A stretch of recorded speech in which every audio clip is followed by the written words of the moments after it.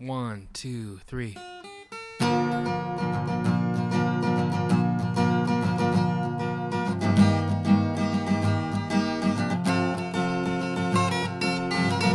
This is the Cider Ranch Podcast. I'm Ben. And I'm Mike. Recording 3, 2, 1, go. All right, hello to all of our pizza crusts and chicken tendies. I'm Ben. And I'm Mike. And thanks once again for joining us for episode 18 of the Cider Ranch Podcast. Today we have a super talented, super energetic, and super hilarious guest on the show today. He has a rapidly growing following on Instagram and is nearing 50,000 followers on TikTok. He creates comedy skits, acting out multiple well-known comedians, actors, and figures. Unquestionably nails voice impressions of people like Christopher Walken, Tony Soprano, Sebastian Maniscalco, I hope I didn't butcher that, and Jack Nicholson, and that's just to name a few. He's also on Cameo, where he's doing a whole bunch of personalized messages for you guys, so I'd reach out there if you wanted to. I think it'd be fucking hilarious. We'd like to welcome Nick Smeriglio onto the podcast. Nick, how's it going? Did I pronounce that correctly? I've heard worse, for sure, but no, good enough. Thanks for having me. I appreciate it. Yeah, cool. Thanks for coming on, man. We both wanted to reach out. I mean, I just find in essence, like, voice acting amazing. I'm always fascinated when I see people be able to transform. And I was talking to Mike about this earlier, that your ability to do it on TikTok, and I know, and again, we were discussing before, not just your ability to do the voice acting, but to kind of like delve into the role. Like, you're even getting like some of the facial expressions. Like, you look at the Tony Soprano that you do, and it's like, you look like Soprano. It's like, how do you know? So how did you like get into like voice acting and doing all these guys? Like, was there a time that you just knew that you were good at it? That's a good question. Honestly, there wasn't really a specific time. I think growing up, I just loved movies and loved kind of doing impressions. And I would always just end up annoying my family doing it around the house and rewatching, A Few Good Men when Jack Nicholson. And I, for some reason, it was fascinating to me that there's such a distinct voice with some actors. You guys know, obviously, Tony Soprano being one of them, where his real voice, Gandolfini's real voice, is not even really close to that. No. Prime example is when you hear him, you haven't heard him really talk outside of The Sopranos or Pulp Fiction. Yeah. Kevin Finnerty, when he's in his coma, is like, what? Like, I hadn't seen any other Gandolfini like TV show or movie until watching The Sopranos. So I don't know. I think it was always just fun to do, and diving into the character thing is, I think, something that's just kind of progressed naturally with TikTok. I didn't expect really a huge following at all, to be honest with you. This is one of those things where you got to have a hobby when you're quarantined in a pandemic, and it just turned out something fun. Did like the facial expressions that come, like, was that always a natural kind of course of progression, or did that come when you started doing like the vocalizations? Did it just kind of come naturally to put in like the facial expressions and all the body expressions and that? That's a great question. I haven't even thought about it. I think it just comes natural with Soprano because he's a dark dude. Like, he's a dark dude, and I've seen the show 3 times at least, plus a couple other episodes here and there. I think he legitimately laughs. Correct me if I'm wrong. Have you guys seen the show? Oh yeah, my dad has seen all of them. I know you've seen it. I haven't. It's amazing. It's bad. Only time I can think of him legitimately laughing for more than 3 or 4 seconds is when Bobby Bacala comes into the hunter's camouflage outfit. Okay. Yeah. Besides that, like, he makes jokes and gives people shit, but like, he's got a smirk on his face, and even the smirk, like, he's like, oh, like, he's got that like, oh, look who it is, type shit like that. Yeah. So I don't know. It just kind of comes with the voice. He doesn't really have like he's got a bulldog pudgy face, and he plays a mob boss, so you might as well just look like an asshole, and you're I don't know. It's kind of funny too how a guy like that, who's like in the show, in reality he's such a bad dude, but he's got such a like following. Like, people tend to gravitate towards him. It's almost like he's just like a big figure. He's just like one of those people that has a big personality, and those are the kind of people that like you gravitate to. Even though you know he's a bad guy, you're like, I really like this guy. I want to see him do well. Yeah, he's the first really like real anti-hero. I think that in TV saw it was a CNN documentary about it. It was on Netflix, but Tom Hanks talks about how Gandolfini really like turned Soprano into what is now known as the anti-hero. So that's definitely, yeah. So did a good job of that. And then obviously came Walter White and other guys after him, and that became a really big trend for sure. I think Sopranos was definitely ahead of its time, absolutely. And and kind of going back to what Ben was asking about earlier about how you started, was there a specific time where you realized, hey, I can actually do something with this, or I can actually make this into a career? To be honest, it's always kind of been, hate to sound cliche, like a dream to be on the content side of just entertainment, making people laugh and make acting or something like that. But with TikTok, I think up until recently, like it's something that has garnered such a following where it doesn't really matter how big your audience is. If you want to do stand-up comedy, like who said it? I was listening to a podcast with a couple of comedians. I don't know, it's probably Rogan, honestly. But 2,000 followers on Twitter, there's your audience. Like now here's your audience when you tweet, 2,000 people are going to see and give you feedback on whether or not they think it's funny. So now it's like, why not take advantage of momentum for any, whatever I want to do moving forward. So it's kind of this cool position to be in where it's very new and exciting. And it's not really I don't want to say a bad path to go down, but it's like, it's the kind of mind to screw up. Like I just got out of the air. It feels like it was 2 months ago. I had 0 followers on TikTok and now it's 45K. And I know it's kind of the platform's way of getting followers is the For You page and how quickly you can go through videos and stuff. But it's very exciting. And one thing I know, you were going back to Joe Rogan and talking about that. I know, I'm not sure if it's specifically this person, but I know Dane Cook back in the day used to have he was one of the first comedians to get on MySpace, and what he would do is he would contact all of his followers directly through email or MySpace, and he would communicate with all of them no matter what they were asking or what their questions were. And I think that kind of set the precedent because he had such a small fan base in the beginning, and it grew so big because of that. And I think it speaks volumes to influencers like yourself, who finds their audience and has the ability to interact with them in such an effective way. And I think that's one of the reasons why you're so successful and why you're garnering that type of respect the way you're doing it at this moment. No, I appreciate that. It's cool that, you guys don't look like you're over 30. If I had to guess, is that about a rough estimate? Hang on. 30 in September. I'm still 20. All right. So under 30. It's, I didn't really expect on TikTok from the comments and stuff, like Christopher Walken and James Gandolfini are 2 guys that like my parents would be fans of. Or even I was gonna say it's probably above the people that are, And that's what it started out as. It was those 2 in a dorm room at college, like, and so they see a demographic around our age kind of grow.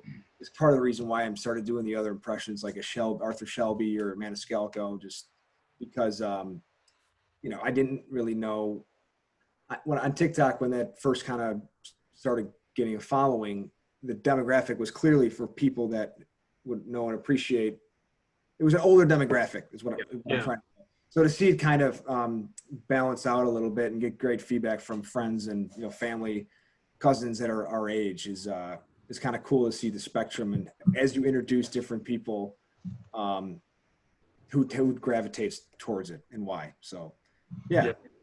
Are you noticing do you notice I know it's TikTok's usually like a younger demographic, but are you getting feedback from older people on TikTok, or like are you finding that because some of them probably don't even know who these people are, but like you're saying for the demographic who does get it, like they're gonna be, okay, this is like it's rocking it. See, that's a good question too, because I don't know, like just from Facebook, Instagram by themselves, like there's no doubt that, let's say like I'm friends with 30 of my dad's friends on Facebook, but I have 500 friends that are my age. There's going to be a higher percentage of my dad's friends that comment on stuff than my friends do, just because I think it's a demographic thing where they feel like they're more, I don't know, at least for me personally, like I'm not commenting on every single TikTok that I see, everyone I follow.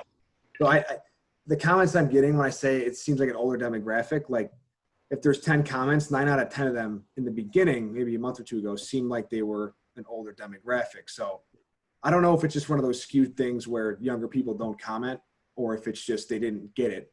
But because obviously TikTok's like the running joke is like the Gen Z. Well, not a joke. I think it's accurate. The Gen Z's social media platform, and teenagers are coming out of nowhere with success and stuff like that. So yeah, it's very interesting for sure. I think you're bang on with saying like how you're not like we're uncertain if the younger demographic either gets it and they're not responding, or if they just don't get it at all. I think in a way we're almost giving them too much credit, because I think Ben and I agree. Yeah. We've had this conversation before, because we're getting in our late 20s now, and I think genuinely they just don't understand the references at all. Yeah. So they can't comment on it. And I think it also speaks to like yourself and us, like who go back and rewatch those old movies. And it's like a historical perspective that a lot of people don't really engage in. And and it makes it so much more fun too, because when you go back and watch those movies and do that, it's like, oh, like, well, I know someone that can, do those voices, or it gives you context to those specific scenes. Like, have you memorized like that scene from A Few Good Men? Like, do you have that all memorized, that scene? I don't. I just remember him yelling at the end, "You're damn right I did," like when he asked he was order the code red. Like, I don't know why. It was just one example of a movie. Like, I don't even know if I've seen the whole thing, to be honest with you. Like, that courtroom scene is just legendary between a young and hungry Tom Cruise and this old, crazy ass general. Yeah. But is that the movie where he says at the very end, he's like, "You can't handle the truth"? Yeah. Is it that one? Okay. Yeah. Nice. Standard post. Yeah, I love that. Exactly.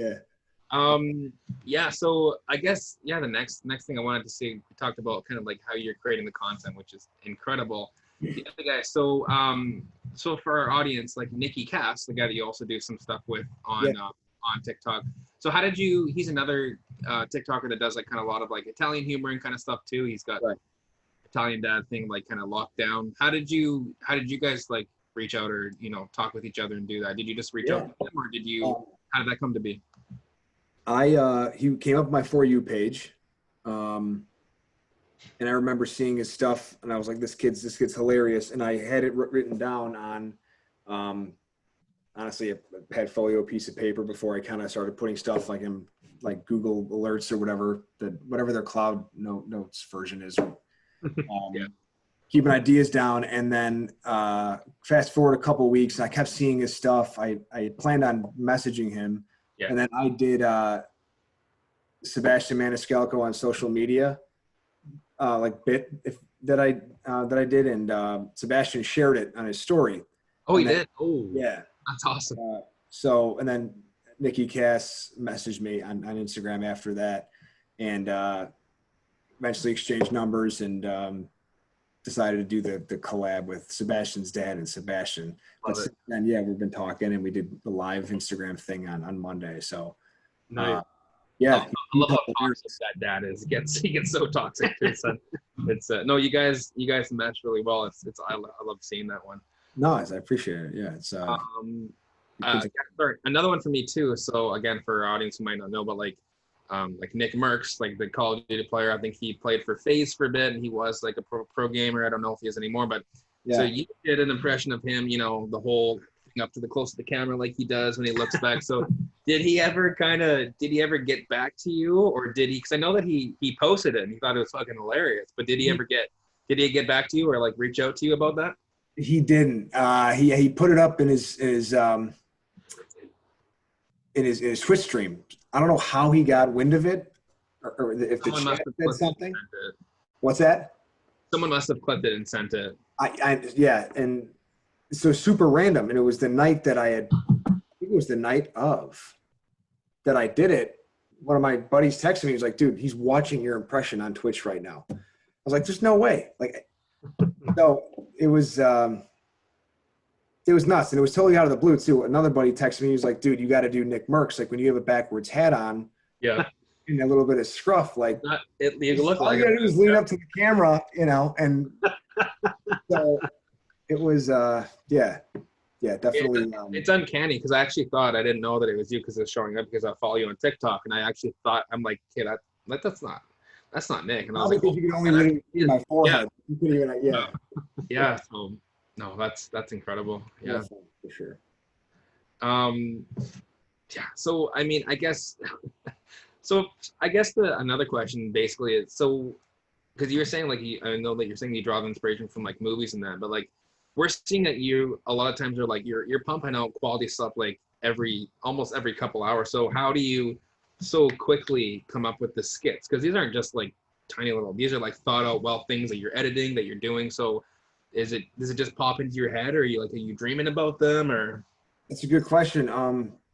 It's definitely a lot more frequent now with posting on TikTok and Instagram.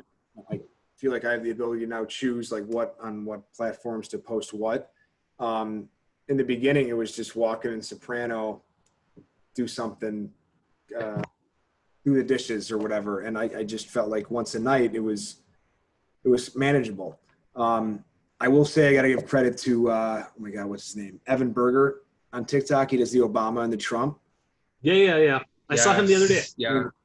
Like those two, like I want to say I got the idea from that, but just the idea of two serious people doing something very silly is hilarious. Yeah. So why not do an impression of guys that I love and put them in situations that are ridiculous, like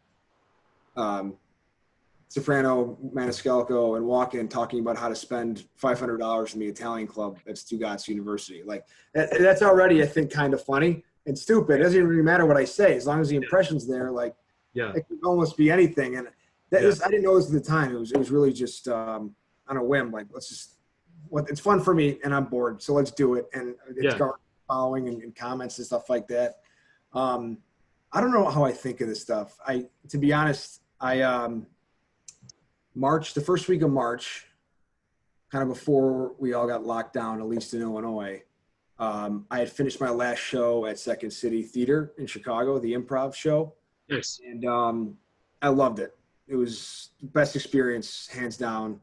And without diving into that too much, in improv, you learn how to make a skit with 2 people and 3 people, those 2 numbers particularly, and how to make it funny out of something very silly in a relationship. If a husband and a wife are talking about a divorce, the conversation is never about the divorce. It's about something the guy in the argument that started the argument, like. Right. So stuff like that with Second City was definitely where I kind of learned how to make the skits, I think, to be honest with you. If I'd have contributed towards anything, it would be Second City and the improv stuff, which is, I miss it. So maybe the TikTok thing was a way to kind of feed the fire a little bit. But. What made you sign up for that? Was it a class, like an improv class you decided to sign up for? Yeah. What made you decide to do that? I saw a show years ago, 5 or 6 years ago, and loved it. And I looked at the people on stage, and I was like, I would love to do that. I would absolutely love to do that. And it would scare the shit out of me, but I think, it'd be really cool. And then fast forward a few years, and a friend of mine asked me to take classes at this theater called I.O. Another improv theater in Chicago, which unfortunately had to close after the COVID stuff. Mm-hmm. So I did 2 levels there, the first 2 levels there. And then another friend reached out and asked to do Second City. And the girl I was taking classes with at I.O. Moved to Boston. And then, so I stopped at I.O. and my buddy said, let's go to Second City. I'm like, sounds good. They have the name, they have the reputation, with Steve Carell, Stephen Colbert, and the Canadian guys. The Toronto theater is legendary with John Candy and Aykroyd, and kind of a random. I hadn't really had any appreciation for, not appreciation. I didn't really know I was as interested in theater until I started doing the improv stuff. Like I was I sucked at football, but I was the jock. Like I play football. So I wasn't really the theater geek at all. And turns out I'm actually, total theater geek. So maybe appreciation. Are you working on any, like, I mean, I know the last one you were saying that you upgraded like your voice like list to like 20 something. Are there ones that you're like, are you working on new ones right now, or are there ones that you're still like trying to perfect, that kind of stuff? That's a good question. I kind of slimmed it down a little bit just because the trend is definitely like Walken, Soprano, and Maniscalco. Yeah. So I figured instead of offering this huge list, which I thought was the way to do it on Cameo, just from seeing some other guys that do impressions on Cameo, that's what they had kind of done. I figured, let's figure out like these 6 or 7 and make sure they're good, instead of offering this huge list, because I was already getting enough requests from the three guys I normally do. So yeah. That's awesome. I was also going to ask you, because kind of going back to starting out and how you signed up for your first class and stuff, I always find those kind of beginning stories really interesting, because I like finding out what made somebody do something. And I think in your case, like developing your craft and getting to where you are, how did you find that your like friends and family, were they really receptive to you starting, or were they really supportive? And are they still really supportive? How do you find that element of it? Well, definitely, they were definitely the key motivators. Like I don't really like working from home, to be honest. I need to be out, like seeing people, talking to people, like doing happy hours, going to lunch, and in an office in a beautiful spot at downtown Chicago, right on crossing the Wrigley building. I don't know if you know what the Wrigley building is. Right? Chicago River. So it was the best commute ever, because I was living downtown at the time, and it was like a 20-minute walk. So I really missed the office, because like the best part of the job was all the other perks and stuff of what that came with. So I wasn't really very motivated at home, to be honest, working from home. My sister was doing the TikTok dances and having a blast. My brother did one TikTok. His first and his last TikTok got 1.2 million views. What? Swear to God, it's my mom sitting on the patio at our house. My brother walks out with a handle of Tito's, and he goes, "Hey, Mom." He had a Tito's and a White Claw. He goes, "Hey, Mom, you want a claw?" And my mom goes, "No, I'm good, honey. Thank you." And he goes, "But it's nice out." That's it. That's it. It's got 1.2 million views. So like my brother and sister are all over this TikTok thing, and I'm like, cool. You know, it's for people that dance in Gen Z. My brother's 20.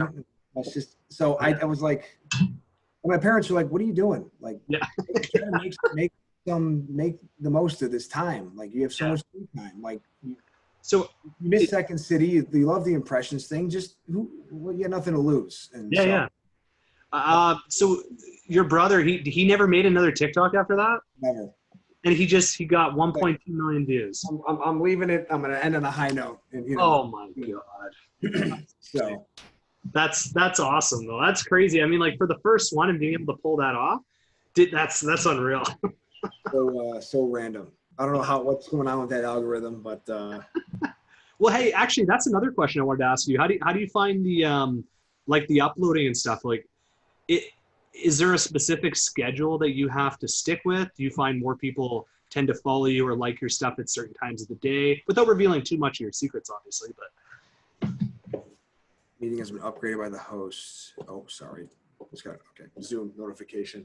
It's all good. It's all good. I definitely get the most notifications in the evening hours, in terms of like just all activity. So followers, likes, comments. After dinner through 1, 2 a.m. is when the most activity kind of hits. I used to think it was just from seeing where I'm on Instagram and my friends are on Instagram. It was always after work hours and like evening hours when everyone is done working or not eating or just hanging out. But I've talked to Nicky Cass about this, and he said with TikTok, just let it ride. It doesn't really matter when you're going to post. And I don't know, I can't really speak to the development behind, their software, whatever the hell. I have no idea. But it's very random, to your point. I have no idea. I don't have any schedule is what to answer your question. And it's very random.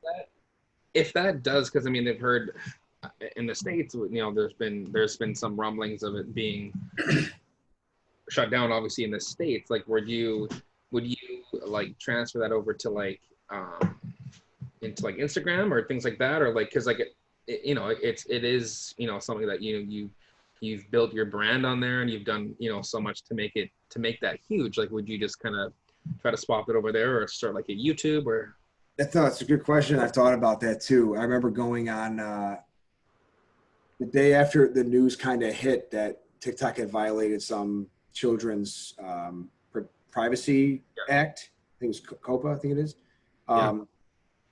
All the news hit, every outlet, every reputable source. And my buddy was like, dude, look at your TikTok. And there was no views. If you went to my profile, you saw 0 views in every single video. And he thought it was a weird coincidence. And I went to the main feed, and everybody I follow that has like a huge following, 1 million followers, 500,000, whatever, it was all going live. And the captions were their YouTube channel and their Instagram channel. Like, holy shit. Like, I know I can't hold a torch to 1 million followers, but like, there's 40,000 people that don't follow me on Instagram, or 35,000, you know? Yeah. TikTok. So I was like, what? So I kind of, I don't know. I don't want to say I trust the system, but I would hope there's a heads up to where they would give respect to the people that are posting to say, hey, like, gone in 2 weeks, like, do what you got to do to get your followers elsewhere or spread the word. Right. But yeah, we're definitely thought about that. I'm not really sure. I have my Instagram linked to my TikTok, and that's really the most I have promoting another. So yeah, that's super. Well, yeah, it's funny because we actually had Trevor Abney on as well. Do you know who he is, or? Oh, maybe I do. Yeah, so he's getting up there in views too. Like he's getting close to 1 million as well. But we said to him that he said the same thing. Like, because he was kind of eventually he said that he was worried about it going down, because he's like, okay, well, we want to make sure. He's like, I want to make sure that I go onto Instagram and start building it there if this does kind of happen, right? And so, you know, he was saying that he was worried about that happening, but at the same time, he's finding as well that it was hard to get the TikToker followers to go to Instagram. So why do you think there's such a disconnect there? That's a good question. It for whatever reason, it doesn't translate that well for whatever reason. I don't know why, but I don't know either. I mean, it's weird. Like, you'd think that it should just, it's kind of a similar type of audience, you know? It's right. For me personally, for some reason, I asked my sister, I'm like, do I post everything on Instagram? She's like, yeah, why not? Get it out there. So every single one of my TikToks, I think for a couple of impressions maybe, are on my Instagram. Yeah. But I don't know if maybe people are so impatient now. They just want to scroll through stuff and see exactly what they want to see. And there's no yes, it's pure tailored entertainment based on who they follow. And I think like algorithms today with Twitter and Instagram, like they're very, very smart. They know you probably better than you know yourself in terms of what you like and what you love. And on Instagram, I think, I don't know, for me personally on TikTok, like I'm looking for like 30 minutes to an hour of just laughing my ass off and stupid shit and a lot high volume, like a high amount of posts. And you're not getting like the personal side of the poster. Like they're doing an impression, they're playing Call of Duty. They're doing a dance. I think when you go to Instagram, like, this is just my perspective. I have no idea, but you definitely get a personal side of the person where people aren't really, not that they're against it, but they're not really looking. That's not what TikTok is. Like it caters to a different audience in terms of what you're looking for. I think when you go to someone's page, because you see, when you scroll on Instagram for a half hour, there's no doubt in my mind, you see less posts than you would on TikTok, because it's just not how it's, it's like, what do you guys think? I mean, you guys are obviously both on TikTok. Like, you I sometimes don't even go like outside of my page. Like if I go to the For You page, I just do the ones in them, because I, like you said, I want to laugh at what I want to laugh at for the amount I want to do it, and I'm moving on. So I don't know, maybe it's hard to sometimes find newer content. I don't know, and that might be part of the struggle as a creator. So so I think you're both right. I mean, it's so hard to really know how to make that work, and it seems like I don't want to say it's random, but it definitely seems random. Like it seems like you're either gonna hit it or you're not, and then it doesn't. Well, it's weird, like you said, for your brother. It's like it's like why would that garner 1.2 million views? But I was talking with Mike, and we actually mentioned this in one of our like really first podcasts that we recorded, and we said there was one that we saw again. It was like your brother's. It was just literally a a guy holding up a plate a kid holding up a plate in the kitchen, and he said to Dad, I'm gonna fucking do it. And then Dad, right before Dad screams, he just drops it and smashes. And it was like 5.7 million views. And it's just like, I think the quick ones that are like have that context to it, like it's relatable, it's stupid, and it just blows up. Yeah. It's kind of like I mean, you guys remember Vine, right? Yeah. That shit was 6 seconds. You knew exactly what you were getting. The editing was always something that catered to like an element of surprise, and it was you'd spend hours on Vine. And then TikToks is now they give you 60 minutes, 60 seconds, but there's it's very easy to keep scrolling for sure. Yeah. Instagram's different because I think there's captions are longer, and there's less wiggle room for I think it's a patience thing for sure. Yeah. Where do you kind of like, where do you see yourself in like, I know it's kind of a hard question to ask, especially with everything going on with COVID and everything, but let's say let's just say 5 years from now, where do you see yourself personally in 5 years, like with your career and where with the kind of path you're taking? Not to put you on the spot. Yeah, I know it's kind of a hard question. Great question. It's a great I can't even tell you 1 week from now for myself. So. I was going to say, it's like, where do I see myself, or where I'd like to see myself? On the second, I'll tell you for sure, whether it's the next year or next 6 months, like the second bars are back open and open mics are up and there's no capacity problem in bars. Like, I've never done stand-up comedy, but I've gotten to the point where there's a following of people that I think have told me to get on stage and just do it to see if it's not for you. But Sebastian Maniscalco has always been a huge role model to me, and I think his story is incredible. Yeah. It's been on my mind to do stand-up comedy, and I think this past couple months have been like, dude, you can get on stage, you can give it a shot. So I definitely want to try that and see if that's for me. If it's stand-up comedy in 5 years, that'd be great. Do you how are you with like so be it. How are you at talking like in front of like crowds? Do you get bothered by that or nervous, or like do you feed off that? Like, do you relish the opportunity? I totally feed off of it. After getting off stage after Second City was like the best feeling in the world. And I didn't know that before I did it. And it was just 14, 15 months ago when I started. But it definitely scares the shit out of me. Like, but it's energy. Yeah, like you said, I do feed off of it. It's definitely energy to me. And so it's something I definitely want to do. And if that's what it is a couple of years from now, then it's awesome, man. Well, I'm sure you'll do really well. Like, you're obviously really successful right now, so I think it'll just carry forward. But just 1 sec. I've got I think I hear a knock at the door. Sorry, I just got to go answer the door really quick because I think my pizza's here. Well, I don't know. My wife ordered some food, so I just 1 sec, guys. Okay. Who the fuck is it? This is my name is Peter Baelish here, and Lady Sansa. I loved your mother. Wait, this is Tony. This is Mr. Soprano. Yeah. I loved you like your mother. Wait, are you not from Game of Thrones? Are you from Westeros? Not even close. Oh, sorry. I'm from New Jersey. Maybe I can get my friend Varys to help me. Do you know where I'm from? It sounds like you're from the United Kingdom or some shit. I'm in character with you. That's awesome, man. I was hoping that would go on for so long, and I was like, volume up. I was like, am I supposed to be responding to like no, that dialogue? That was perfect. I can only do, you can only say a certain couple sentences, but like I would like to one day get to the point at where you're at, where you can literally just like, because I can only say like certain words in the voices where I feel like you can like just have. Just start doing it. Yeah. 3-line scene. We just did a 3-line scene, and Mike laughed. Yeah. We didn't even talk about anything. Just you can do it with yourself. You don't have to change clothes like I do. I'm definitely a maniac. Like, people don't change clothes. It's not the norm on TikTok. You know what did it for me is Ben's like, I'm from Westeros, and you're like, I'm from New Jersey. Just like you visit West Coast? Is that what you said? No, it's the place is called Westeros in Game of Thrones. Oh, okay. Yeah.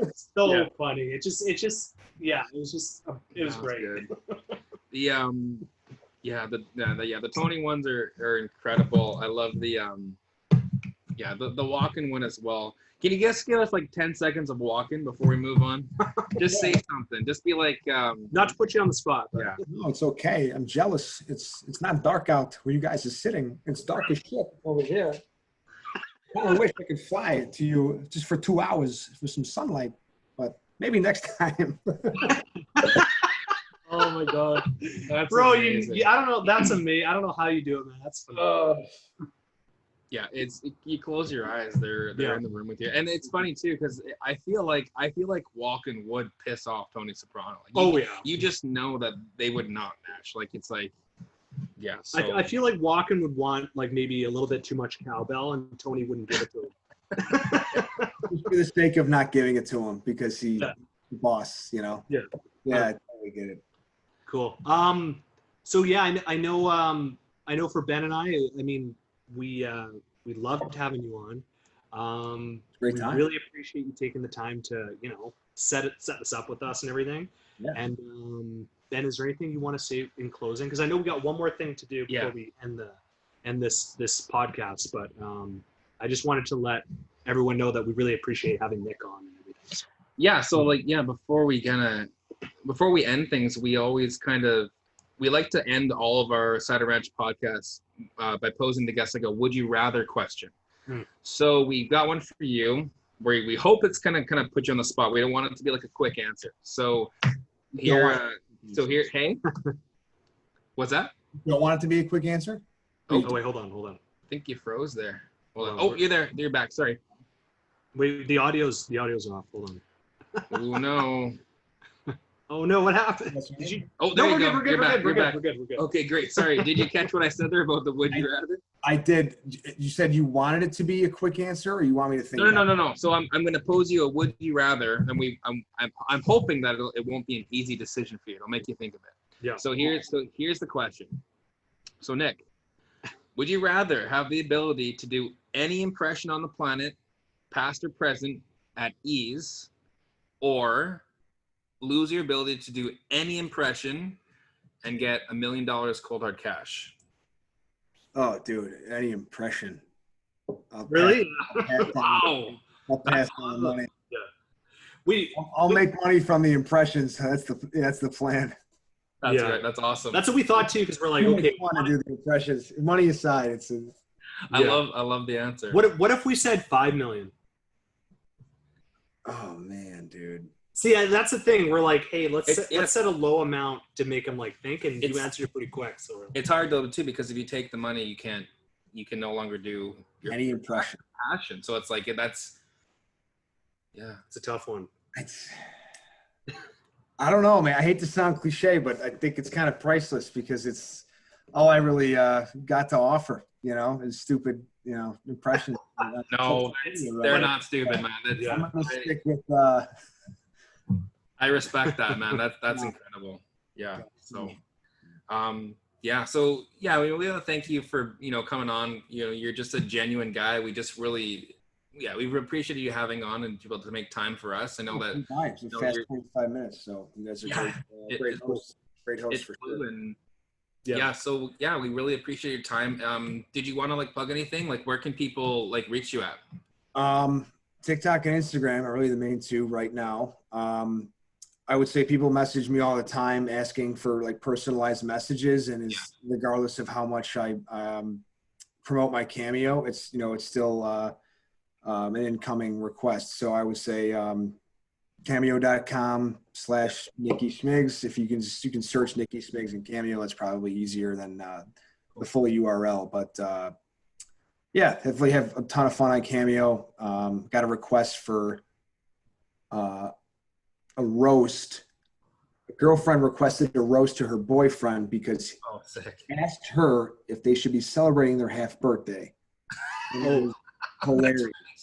I'm going to post it on Friday. But the range of options you have with Cameo, the impressions aside, has been a ton of fun, and people love it. So check out the Cameo. If Perfect. Yeah. Awesome. All right. Well, yeah. Thanks again, Nick. And yeah, we want to thank everyone for dipping into another side of Ranch. I'm Ben. And I'm Mike. Catch you next time. Thanks, guys. Thanks, Nick. Guys. Thanks, Nick. Thanks, guys.